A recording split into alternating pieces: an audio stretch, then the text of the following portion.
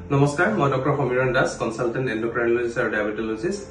diabetes সম্পৰ্কে থাইৰয়ডৰ সম্পৰ্কে আৰু আন হৰমোনাল বেমাৰৰ সম্পৰ্কে মই বহুত বছৰৰ পৰা ভিডিঅ'বোৰ আপোনালোকৰ মাজলৈ আনি আছো আজি আকৌ এবাৰ ডায়াবেটিসৰ সম্পৰ্কে ক'ব বিচাৰিছো কাৰণ এটা এলাৰ্মিং ৰেটত আমাৰ ডায়াবেটিক ৰোগীৰ সংখ্যা বাঢ়িছে বিশেষকৈ 20 বছৰ তলতো আজিকালি ডায়াবেটিসৰ ৰোগী আমাৰ ওচৰলৈ আহি থকা হৈছে ইয়াৰ কাৰণটো কি বাৰু মই ভাবো যে আমাৰ লাইফষ্টাইলটো খুবেই বেয়া হৈ গৈছে বিশেষকৈ চহৰ অঞ্চলত গুৱাহাটীত মানুহৰ ফিজিক্যাল এক্টিভিটি একদমেই নাই খোৱা বোৱাৰ ক্ষেত্ৰত একেবাৰে ৰেগুলেশনছ নাথাকে খোৱা আৰু টোপনি যোৱাৰ টাইমিঙৰ কোনো মিল নাথাকে সেই কাৰণে ডায়াবেটিক ৰোগীৰ সংখ্যা বাঢ়িছে আৰু ডায়াবেটিসৰ নিজা লক্ষণ পাবলৈ দিগদাৰ কাৰণ যিবোৰ ক্লাসিক্যাল সিম্পটমছ আছিল প্ৰেছাৰ বেছি হয়